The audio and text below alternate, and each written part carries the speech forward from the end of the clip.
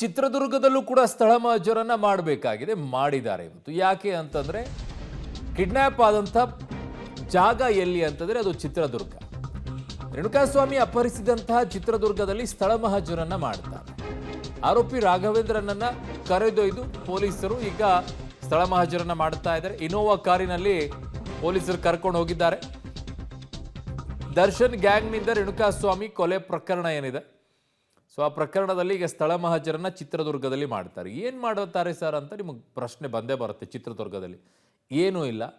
ರೇಣುಕಾಸ್ವಾಮಿಯನ್ನು ಎಲ್ಲಿ ಕರೆಸಿದ್ರಿ, ಅವನು ಎಲ್ಲಿಗೆ ಬಂದು ನಿಂತ್ಕೊಂಡ, ಅದಾದ ನಂತರ ನೀವು ಅವನನ್ನು ಹೇಗೆ ಕರ್ಕೊಂಡು ಬಂದ್ರಿ, ಯಾರು ಕರ್ಕೊಂಡು ಬಂದರು, ಅವನ್ನ ಮಲಮಲಿಸುವಂಥ ಕೆಲಸ ಹೇಗೆ ಮಾಡಿದ್ರಿ, ಕರ್ಕೊಂಡು ಬರುವಂಥ ಕೆಲಸ ಮಾಡಿದ್ರಿ, ಬರುವಾಗ ಎಲ್ಲಾದರೂ ನಿಲ್ಲಿಸಿದ್ರಾ, ಯಾವ್ದಾದ್ರು ಹೋಟೆಲಲ್ಲಿ ನಿಲ್ಲಿಸಿದ್ರಾ, ಟೀ ಕಾಫಿ ಏನಾದರೂ ಕುಡಿದ್ರಾ, ತಿಂದ್ರಾ, ಯಾವ ಗಾಡಿಯಲ್ಲಿ ಬಂದ್ರಿ, ಯಾವ ಮಾರ್ಗದಲ್ಲಿ ಬಂದ್ರಿ, ಬರುವಂಥ ಸಂದರ್ಭದಲ್ಲಿ ಏನೂ ವಿರೋಧಗಳು ಇರಲಿಲ್ವಾ, ನಿಮ್ಮ ಮಾತನ್ನು ಒಪ್ಕೊಂಡು ಅವನು ಹೇಗೆ ಬಂದ, ಕನ್ವಿನ್ಸ್ ಮಾಡಿದ್ದೇನು, ಇವೆಲ್ಲವೂ ಕೂಡ ಪ್ರಶ್ನೆಗಳು ಬರುತ್ತೆ. ಅದನ್ನೇ ಸ್ಥಳ ಮಹಜರು ಮಾಡ್ತಾರೆ, ಯಾವ್ಯಾವ ಜಾಗಗಳು ಅಂತ ಹೇಳಿ. ರೇಣುಕಾಸ್ವಾಮಿ ಕೊಲೆ ಆರೋಪಿಗಳಿಗೆ ರಾಜಾತಿಥ್ಯ. ಮಹಜರು ವೇಳೆ ಆರೋಪಿಗಳ ಕೈಯಲ್ಲಿ ಮೊಬೈಲ್ ಕಾಣಿಸಿಕೊಳ್ಳುತ್ತೆ. ಫಸ್ಟ್ ಟೈಮ್ ಈ ಥರ ಕಾಣಿಸ್ಕೊಳ್ಬೋದು ಅನ್ಸುತ್ತಪ್ಪ. ನಿನ್ನೆ ಪಟ್ಟಣಗೆರೆ ಶೆಡ್ನಲ್ಲಿ ಮಹಜರು ವೇಳೆ ಘಟನೆ ಆಗಿದೆ. ಒಂದು ಕಡೆಗೆ ಫೋನ್ನಲ್ಲಿ ಆರೋಪಿ ಪ್ರದೂಷ್ ಆರಾಮಾಗಿ ಮಾತುಕತೆಯನ್ನ ಮಾಡ್ತಾ ಇದ್ದಾರೆ, ಕೂತ್ಕೊಂಡು ಆರಾಮಾಗಿ, ಏನೂ ಆಗೇ ಇಲ್ಲ ಅನ್ನೋ ರೀತಿಯಲ್ಲಿ ಬಿಂದಾಸಾಗಿ. ಮತ್ತೊಬ್ಬ ಆರೋಪಿ ಕೂತ್ಕೊಂಡಿರ್ತಾನೆ. ಹೈ ಪ್ರೊಫೈಲ್ ಕೇಸಲ್ಲಿ ಪೊಲೀಸರು ನೆರವಾದ್ರ ಹಾಗೆ ಅನಿಸ್ತಾ ಇದೆ. ದರ್ಶನ್ ಆಪ್ತರು ಅನ್ನೋ ಕಾರಣಕ್ಕಾಗಿ ರಾಜ್ಯಾತಿಥ್ಯವನ್ನ ನೀಡಿದ್ರು. ಅಲ್ಲಿ ನೋಡಿ ಆರಾಮಾಗಿ ಕೂತ್ಕೊಂಡಿದ್ದಾರೆ, ಅವ್ರಿಗೆ ಏನೂ ಸಮಸ್ಯೆ ಇಲ್ಲ, ಆರಾಮಾಗಿ.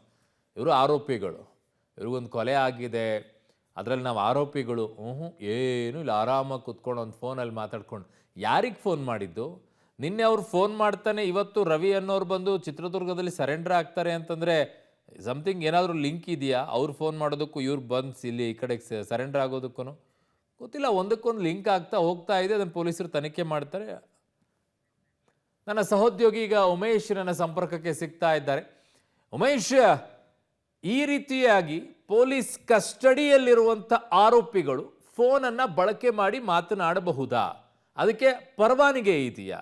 ಯಾವೆಲ್ಲ ವ್ಯವಸ್ಥೆಯನ್ನ ಮಾಡಿಕೊಡಲಾಗತ್ತೆ? ಏನಿರುತ್ತೆ ಅವ್ರಿಗೆ ಸೌಲಭ್ಯಗಳು? ಉಮೇಶ್.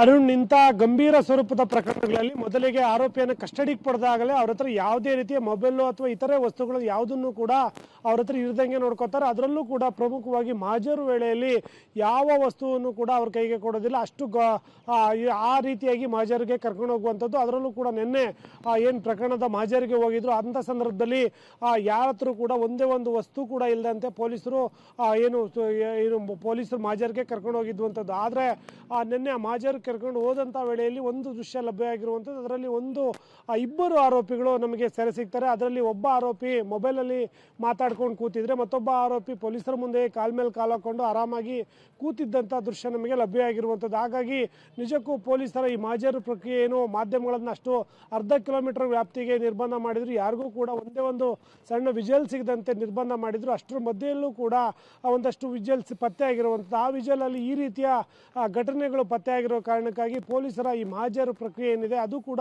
ಒಂದಷ್ಟು ಅನುಮಾನಗಳಿಗೆ ಎಡೆ ಮಾಡಿಕೊಡುವಂಥದ್ದು. ಎಲ್ಲೋ ಒಂದು ಕಡೆ ಈ ಸಾಮಾನ್ಯ ಆರೋಪಿಗಳ ಕೊಲೆ, ಇಷ್ಟು ಗಂಭೀರ ಸ್ವರೂಪದ ಕೊಲೆ ಪ್ರಕರಣ ವರದಿಯಾಗಿದೆ. ಇಂಥ ಪ್ರಕರಣದಲ್ಲೂ ಕೂಡ ಪೊಲೀಸರು ಈ ರೀತಿಯಾಗಿ ಅವಕಾಶ ಮಾಡಿಕೊಡ್ತಾರೆ ಅಂದರೆ ಆ ಮೊಬೈಲು ಅವ್ರ ಹತ್ರ ಬಿಟ್ಟಿದ್ರಾ ಅಥವಾ ಯಾರಾದರೂ ಪೊಲೀಸರೇ ಕೊಟ್ರ ಅನ್ನೋ ಅನುಮಾನ ಕೂಡ ಇರುವಂಥದ್ದು. ಹಾಗಾಗಿ ಒಂದು ವೇಳೆಯಲ್ಲಿ ಆರೋಪಿಗಳ ಬಳಿಯೇ ಮೊಬೈಲ್ ಇದ್ದರೆ ಆ ಮೊಬೈಲ್ನ ಇವ್ರು ಯಾಕೆ ಅದನ್ನು ಕೊಟ್ಟರು ಅನ್ನೋದು ಈಗ ಅನುಮಾನಕ್ಕೆ ಕಾರಣ ಆಗುವಂಥದ್ದು. ಮತ್ತೊಂದು ಮಹಜರು ಓದುವಂಥ ವೇಳೆಯಲ್ಲಿ ಸಾಮಾನ್ಯವಾಗಿ ಆರೋಪಿಗಳು ಭಯದಲ್ಲಿರ್ತಾರೆ, ಮತ್ತು ಅಲ್ಲಿ ಅವ್ರ ಪೊಲೀಸರು ಯಾವ ರೀತಿ ಹೇಳ್ತಾರೆ ಆ ರೀತಿ ನಡ್ಕೋಬೇಕಾಗುತ್ತೆ. ಇದರಲ್ಲಿ ಆತ ಆರಾಮಾಗಿ ಆರೋಪಿ ಕಾಲ ಮೇಲೆ ಕಾಲು ಹಾಕೊಂಡು ಕೂತಿದ್ದ, ಮತ್ತೊಬ್ಬ ಫೋನಲ್ಲಿ ಮಾತಾಡ್ತಿದ್ದ ಅಂದರೆ ಎಲ್ಲ ಒಂದು ಕಡೆ ಒಂದು ಸಂಶಯ ಬರೋದಂತೂ ಪಕ್ಕ. ಅರವಿಂದ್. ಓಕೆ, ಹಾಗೆ ಸಂಪರ್ಕದಲ್ಲಿರಿ, ವಾಪಸ್ ಬರ್ತೀನಿ ನಿಮ್ಮ ಹತ್ರ.